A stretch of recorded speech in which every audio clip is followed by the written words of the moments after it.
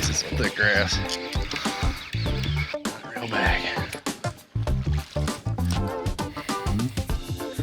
A little coontail punching. Look at that. A little bit of bass, lots of coontail. Little guy. We'll get a bag out of here in a sec. The good old days, throw it in there and your line just jumps. No finesse in here. A little better one. Not a mag, but getting there. Every one though, top dead center on that straight shank. We're about to catch 50 of them, I know that.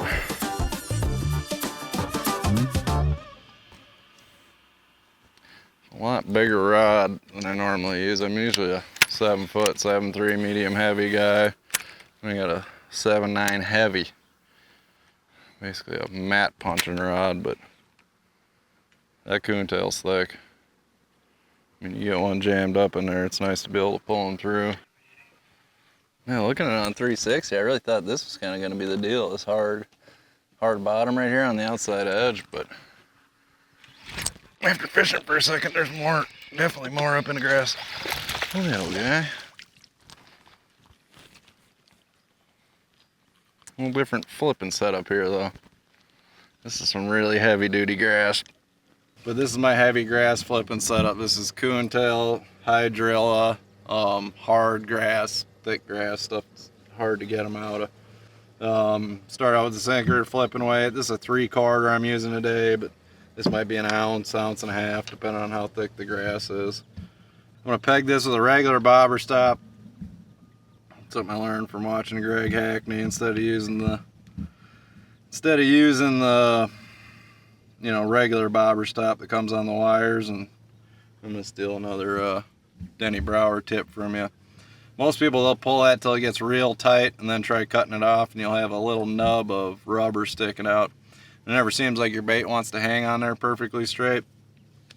So on these, what I'll do, cut that back off, and then I'll pull that bobber stop through and up into the sinker about 1/8 of an inch. It really lets that bait sit on there a lot straighter. And come back here, cut the top off. I do leave just a little bit hanging out, because if you don't, you'll never get that bobber stop out. Your sinker's pretty much garbage after that. So it stays on there. It's not going anywhere. There's some advantages to that. Your weight's not slapping around as much. But VMC red line straight shank. Normally I flip like an extra wide gap hook, but like I said, coontail, hydrilla, this is a lot thicker grass, different deal here. We're gonna snell this on here. I got 50-pound Suffix 131 on here. Normally I'd throw like 30-pound for everything, but when I go to that big weight, I like going up in the braid size quite a bit. This is no leader, this is straight braid here. Trim the tag and then pull the sinker down. See, that sits a lot nicer, streamlined when you pull that peg into there. It'll always kind of want to sit off to the side if you leave that peg hanging out the bottom. But it lays on there, line's coming straight out the middle of the weight.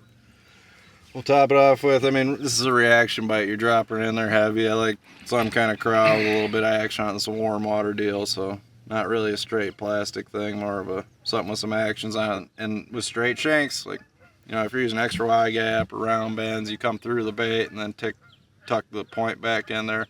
Straight shank, I just barely come through the back, get that barb in the plastic. That point wants to come through there. Just the angle it's at, you do not want that point sticking out through your plastic. It's a real basic flipping setup, but it's different than my milfoil stuff. And then rod, big difference. This is a 7.9 heavy. Lot of backbone. I'm able to, you know, really pull them fish out of the grass. It's a real heavy rod. And the reel's different too. This is a Daiwa Tatula flipping pitch. Lot of torque in this reel. It's got this oversized 100mm handle on there, big knobs. When I get one in there, I can really just wench with that handle. Where, you know, milfoil flipping, I just use a regular reel pretty much, 8-to-1, like the high gear ratio, straight braid, no leader here. And a lot of these fish in hydrilla and coontail, you'll hook them and they just ball up, and you'll pull in a giant clump of coontail with them, where you don't really do that much with milfoil.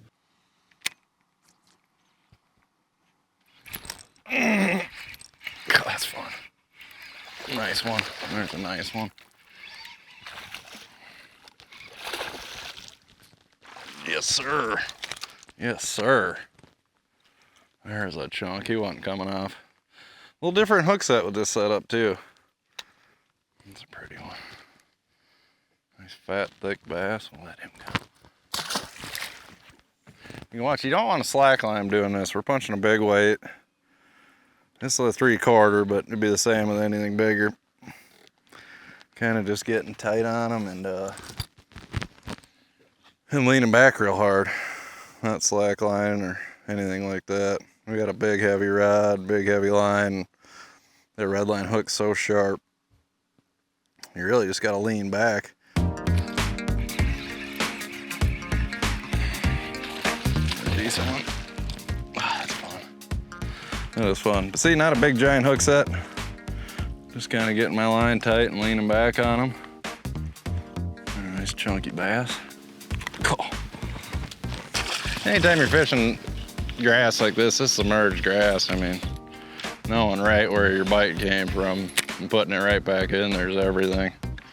Even a waypoint only gets you so close. But it's nice and calm now. I mean, I'm able to see the grass that I'm ripping up when I catch them float up, so that's kind of acts as a buoy for me. I know the general area, I mean, a little bit of this is drifted, but tore up grass all over up here. So it's kind of like an old school marker buoy. Just kind of keep flipping at the tore up grass. Because these spots can be really small. I mean, really small. I don't think this one happens to be that small, but sometimes it's, you know, half a boat small. And if you don't miss it, you don't get a, or if you don't hit it, you don't get a bite. But this one seems to be a little bigger.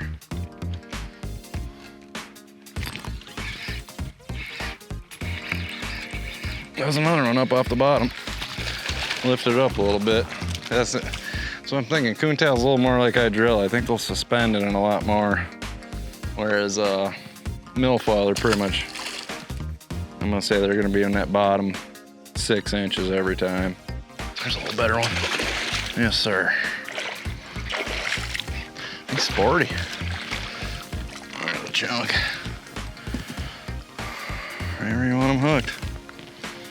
Hitting with the old straight shank today. Straight braid, heavy coontail. Nice chunky, not super big for 3 something. He's scrappy. Healthy bass. Living in the greenest coontail you'll see. We found a lot of them. I mean, I'd catch 100 before it gets dark.